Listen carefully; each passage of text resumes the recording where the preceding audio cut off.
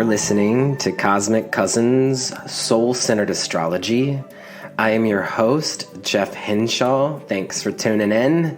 Cosmic Cousins is dedicated to honoring the interconnectedness of our universal family through embodied health, self-discovery, and deeper learning. And it is here to bring you back into alignment with the cosmos. So thank you for being here as always.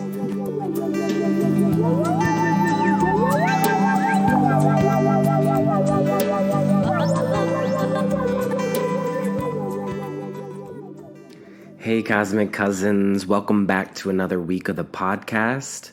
This is our special Scorpio Full Moon Lunar Eclipse episode.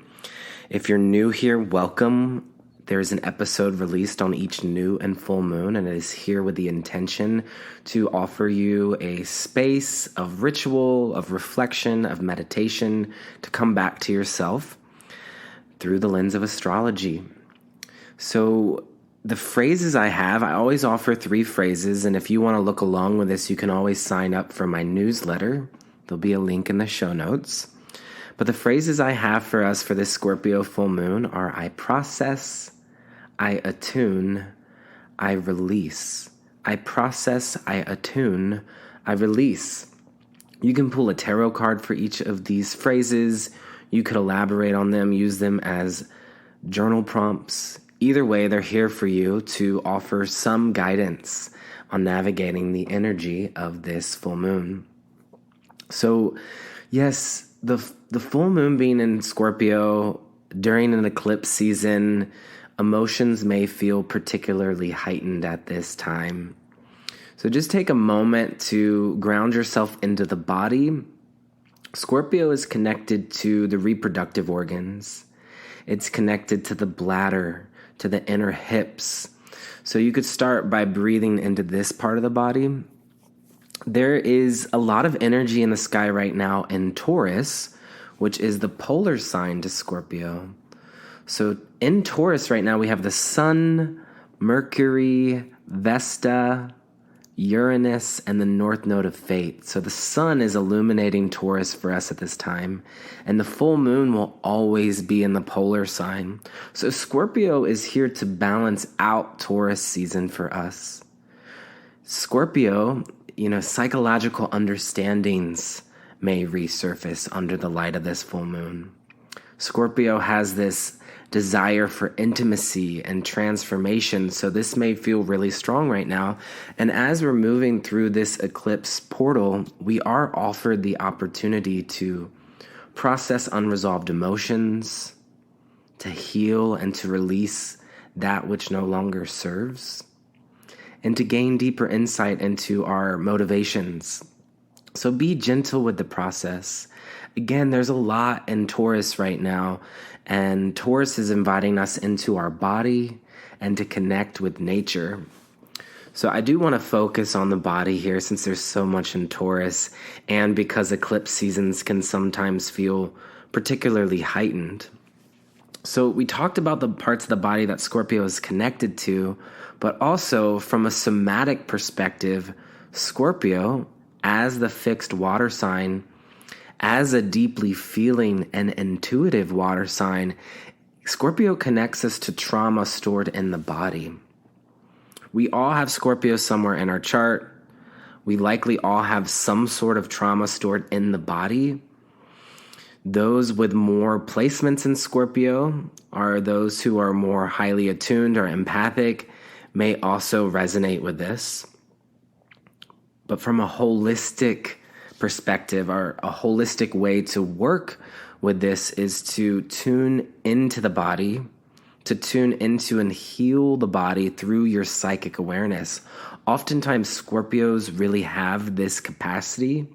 Scorpio as an unconscious water sign, Scorpios may not always be aware of this within themselves, but as Scorpios go through some sort of awakening, they begin to attune themselves to their healership potential. Those with a lot of Taurus energy are very connected to the body as well, and also may relate to this. Taurus and Scorpio, polar signs, they complement one another. Taurus is learning through Scorpio, Scorpio is learning through Taurus, and we get to feel this on this Scorpio full moon. So how does stored trauma in the body manifest? It can be physical symptoms. This can be chronic pain. This can be headaches. This can be fatigue.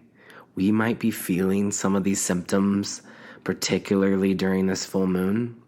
It doesn't have to be just limited to physical symptoms. It can also be emotional symptoms like anxiety, depression, flashbacks. There can be behavioral symptoms as well, like addiction, self-harm, codependency, avoidance. So all of this may be exacerbated at this time by the Scorpio full moon.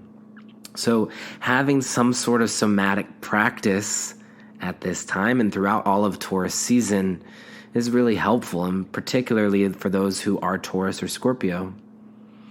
So for some of us at this time, and particularly since eclipses indicate the nodal axis. Right now we have the North Node of Fate in Taurus and the South Node of Fate in Scorpio. This is the last Scorpio full moon eclipse during this cycle for the next 9 years. The South Node of Fate has been in Scorpio for about the last year and a half, and so we have been going through some sort of deep journey of transformation and release during this time period. So this full moon may illuminate what the lessons may be for us. For some of us, those lessons might be empowering. Scorpio is a sign of empowerment. It could be a time of stepping into your power. If you are a facilitator, a therapist, or a healer, you may find that you're holding space for people who are really moving through some deep, unprocessed emotions. So this may require you to call upon deeper resources within yourself and to tap into your potential, your creative potential, in order to bring about some sort of transformation. Scorpio is the interpersonal water sign, so it often does connect us to working with others one-on-one. This can be therapists, this can be healers. Others of us who maybe are not feeling as empowered on this Scorpio full moon might be feeling a bit lethargic, could be moving through some sort of deep soul purge. So an image is coming to mind, and this image I encountered last year in 2022 when I was on a really long hike. I hiked 7 miles to a waterfall, and it was one of the waterfalls that you can walk behind, almost like through a tunnel. And right as I was at the foot of that waterfall tunnel, I saw a snake eating a salamander. And this image keeps coming back up to my mind during the Scorpio full moon. And so when I'm talking about this deep soul purge, this deep release, the image of the salamander being devoured by a snake comes to mind. And it's a violent image. Scorpio is traditionally ruled by Mars. The modern ruler for Scorpio is Pluto, so sometimes it can conjure up these more intense images. And even though this is a violent image, a snake eating a salamander is a natural process of nature. So whatever it is that you're moving through or experiencing this eclipse season, if there's that sense of being engulfed, how might you surrender to that process? How might you trust that it is all here for the evolution of you? This is something to ponder here. The Scorpio full moon, the exact time and date, it's Friday, May 5th, 2023, which is when I'm recording this, at 10:34 a.m. And it's found at 14 degrees and 58 minutes of Scorpio. So really, if we round up, it's just 2 minutes from 15 degrees of Scorpio. So we're right here in the heart of Scorpio. We're right here in the heart of Taurus season. So you could look to this part of your chart to see what it might be illuminating. You could look to the themes of the house that it's in. The South Node of Fate is currently at, let's check. South Node of Fate is at 3 degrees of Scorpio. And the South Node of Fate moves in retrograde motion, so it will then move to 2 degrees, 1 degrees, 0 degrees. And then this July, the south node of fate will shift from Scorpio and into Libra, where we will experience some sort of release around Libra themes over the next year and a half. And so there's more to come on that. So yes, some questions for reflection. How might you gift yourself extra space to rest and process all that is arising at this time? A Scorpio affirmation, I have 2 for us, and you could breathe these into the body. I surrender and release all that no longer serves me. I surrender and release all that no longer serves me. What would it feel like for you to fully embody this truth? Are there any parts of you that are resistant to this affirmation? And if so, can you breathe new life into those parts of the body? I surrender and release all that no longer serves me. You could even bring to mind water. You could spend time by water to help aid in this release. Another Scorpio affirmation. I trust in the natural unfolding of life. Can breathe that in and then fully exhale. Allow yourself to surrender to that. I trust in the natural unfolding of life. Again, our phrases are I process, I attune, I release. And so you'll feel all of this water that's coming through with Scorpio, right? It's our fixed water sign, our unconscious water sign, our interpersonal water sign. So let's talk a little bit about fixed water. Scorpio as a fixed water sign is stable. It's unchanging. So I think of a well. I think of ice. I think of a hot spring. Scorpio, fixed water, stable and unchanging water. So the fixed quality makes Scorpio persistent. Scorpio energy is determined. It's loyal. So when it comes to water, this is determined when it comes to one's emotional nature. So this can bring some difficulties. The difficulties of fixed water is the inability to let go of that which has run its course. The gifts of fixed water is the deep emotional capacity determined to bring about true healing. I'm going to say that again because I think for those of us with Scorpio placements and for those of us under the light of the Scorpio full moon could really benefit from these gifts. The gifts of fixed water is the deep emotional capacity determined to bring healing. And because fixed water, the love of fixed water, the desire of fixed water can be so intense, Scorpio can be willing to go into dark regions, into the depths of human emotion, into the depths of psychology in order to unearth that which is causing so much pain. So this makes Scorpio an innate healer. So on this full moon, the ways in which you are determined to make an emotional situation work may be illuminated. And so I think something important to consider is at what cost, right? At what cost are we allowing ourselves to go into the depth of something? So we might feel this in a relationship that feels kind of stuck. Well, we are determined through the lens of Scorpio, we are determined to make that relationship work, to heal, for love. And so this is why Scorpio is often connected to therapy. So if a relationship feels stuck, we might go to a therapist. This could also be plant medicine. This could be any kind of journey that takes us into the underworld of ourself in order to illuminate and come into the light. So for some of us with the South Node of Fate and Scorpio under the light of the Scorpio full moon, we might feel a sense of being stuck in a relationship, in some sort of situation, in a job. In what ways might we have become codependent? It's important to consider, and the train in the background's going off, it's important to consider how we might move that energy. If a situation's becoming toxic or too emotionally draining, it's important to develop discernment. So again, spending time with water, with the healing power of water, perhaps a river, a hot tub, this can help to unlock greater self-reflection, greater self-care, healing. It can help you to practice letting go. And I've actually been spending a lot of time by water the past week or so. I've been on quite a journey this eclipse season, and I've experienced a lot of unexpected twists and turns. But as fate would have it, I am in Mount Shasta right now on this Scorpio full moon. This is the same town I was living in for a few months at the start of the global pandemic back in March of 2020.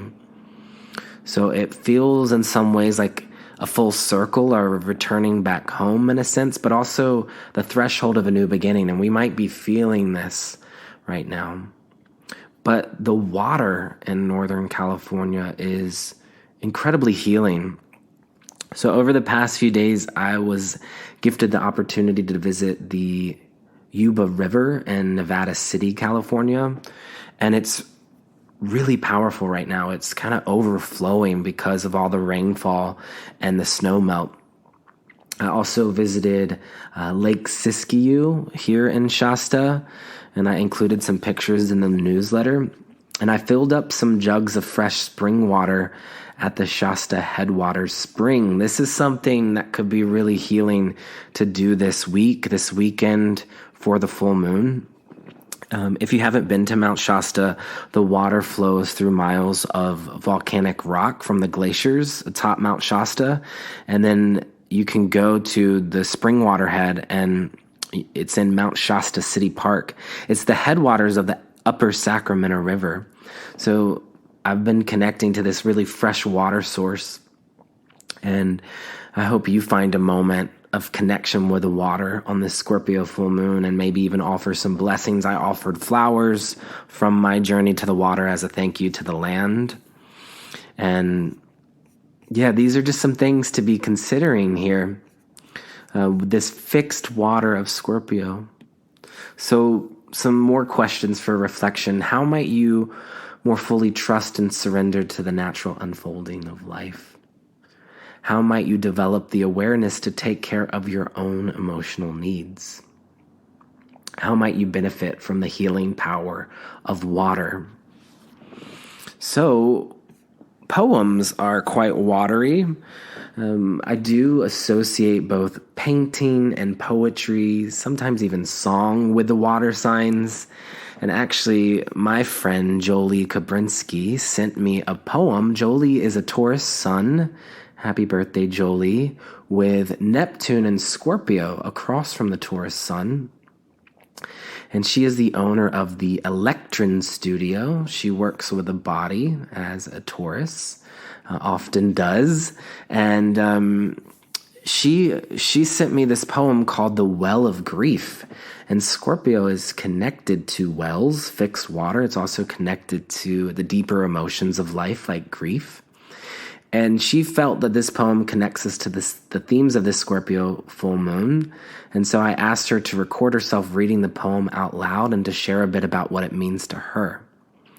So let's listen to that now. It's called The Well of Grief by David Whyte. So it's the full moon in Scorpio and the eclipse, and I was pondering the esoteric phrase for Scorpio, which says, "Warrior am I, and from the battle I emerge triumphant." And a poem by David Whyte came to me, and I'm sure this is a poem introduced to me by Heidi Rose Robbins, Jeff and my mutual friend. And this poem is called The Well of Grief. Those who will not slip beneath the still surface on the well of grief, turning down through its black water to the place we cannot breathe, will never know the source from which we drink, the secret water, cold and clear, nor find in the darkness glimmering the small, round coins thrown by those who wished for something else. I often like to listen to poems more than once, and so I'd like to replay Jolie reading this poem again. And perhaps this time you bring awareness down to the sacral chakra. This is the energy around the reproductive organs and the hips, Scorpio's region of the body, as you listen to this poem. Those who will not slip beneath the still surface on the well of grief, turning down through its black water to the place we cannot breathe, will never know the source from which we drink, the secret water, cold and clear, nor find in the darkness glimmering the small, round coins thrown by those who wished for something else. So in thinking about the esoteric phrase, warrior am I, and from the battle I emerge triumphant, and pair it with the images that came from this poem, The Well of Grief, I picture myself as the warrior, willing to turn down through the black water to the place that I cannot breathe, willing to stick my hand out to reach for the gold coins that have been thrown by those who wished for something else. So I'm going to reach for these coins that will now hold new value, that with my courage will be recycled, repurposed, reimagined into my own truth, my own worth. Thank you, Jolie, for sharing that poem with us. And I felt the Taurus-Scorpio polarity bringing in the value and the worth and relationship to that deep well of grief. I thought this was interesting. I wanted to look up David Whyte's birth chart. David Whyte is a Scorpio Sun with both Saturn and Venus in Scorpio. There's something else I would like to check in with on this Scorpio full moon. On any lunation, you can always look to the ruling planet of that sign to get deeper insight into what themes might be coming up for us. Scorpio is traditionally ruled by Mars. We have Mars in Cancer, which could bring an extra layer of protection and nurturance on this full moon. But what I'd like to spend more time focusing in on is this modern ruler for Scorpio, which is Pluto. Pluto just recently entered Aquarius. Pluto will be in Aquarius from March 23rd, 2023 until January 20th, 2044.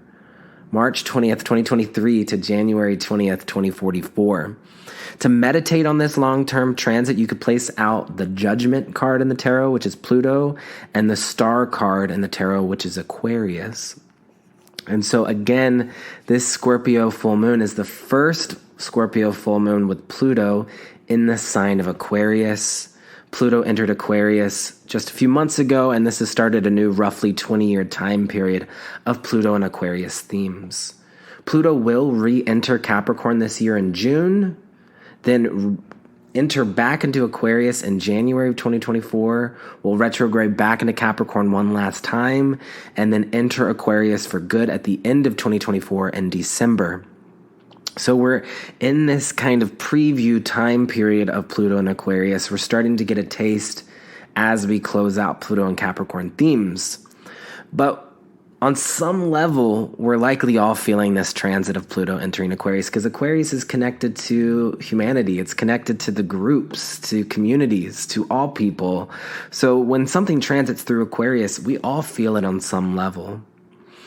But for those who might be feeling it the most, for sure, Scorpios, your ruling planet is shifting signs, so this is a major shift in your life. For Aquariuses, Pluto is transiting your sign over the next 20 years, and so Scorpio and Aquarius, Sun, Moon, Rising, this represents a major shift in your life and in your purpose towards Pluto and Aquarius themes. Fixed signs like Taurus and Leo will also likely be activated by this transit as well. And from an esoteric perspective, the esoteric ruler for Pisces is Pluto. So Pisces, those of you attuned to the esoteric qualities of astrology, Pisces, you may also benefit from greater contemplation around these Pluto and Aquarius themes. And so Pluto and Aquarius, when we observe this through a soul-centered, esoteric, evolutionary lens, this denotes a 20-year time period of transformation in the areas of social consciousness, collective growth, and spiritual development. And so I've broken it down into 6 major themes, I feel, for Pluto and Aquarius, although there are so many more. and it will continue to reveal itself to us. But I just wanted to read you this list of ways that we might experience Pluto in Aquarius as a way to also deepen our understanding of this full moon. So, collective evolution.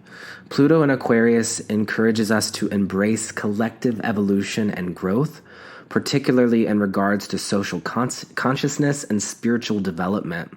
This can involve a desire to transcend individualism and work towards a more unified and interconnected world.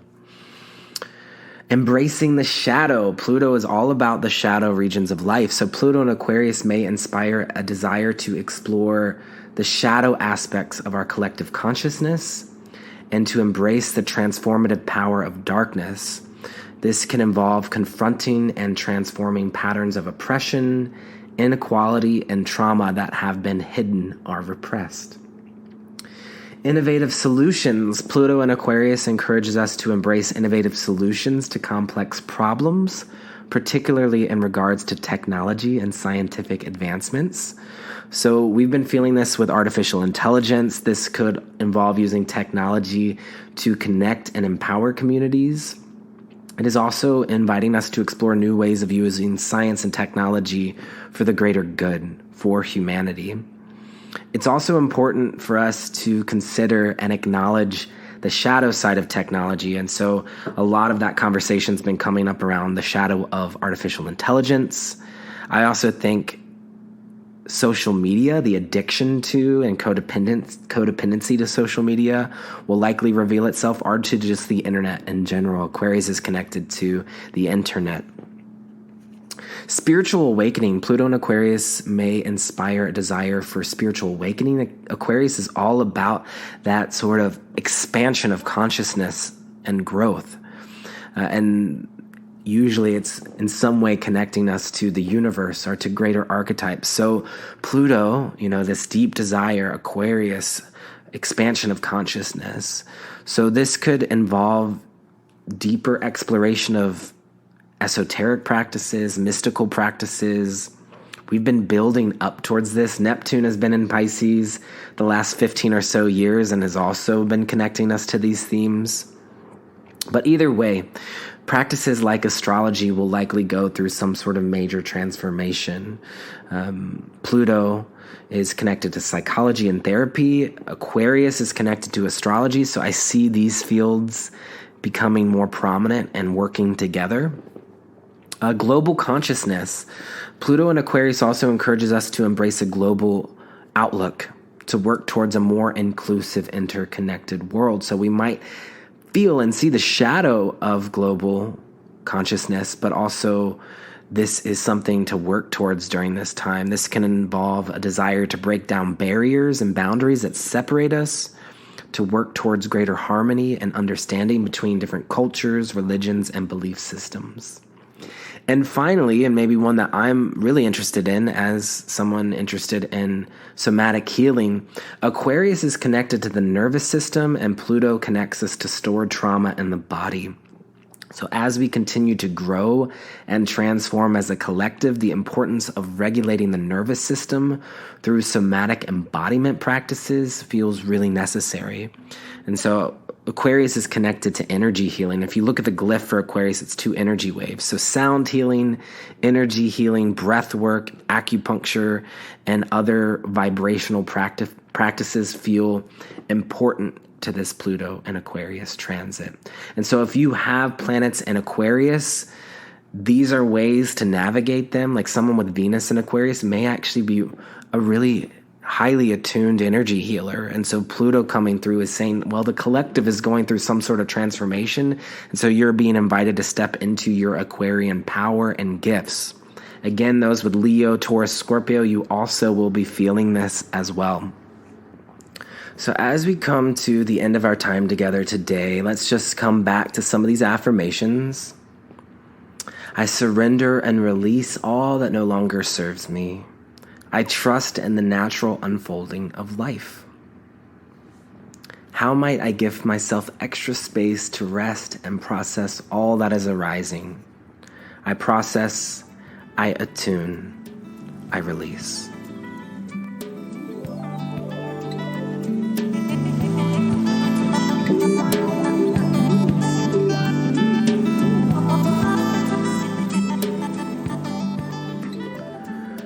Okay, Cosmic Cousins, thanks as always for tuning into the podcast. If you'd like to support the production of the show, you could become a Patreon supporter at patreon.com/Cosmic Cousins.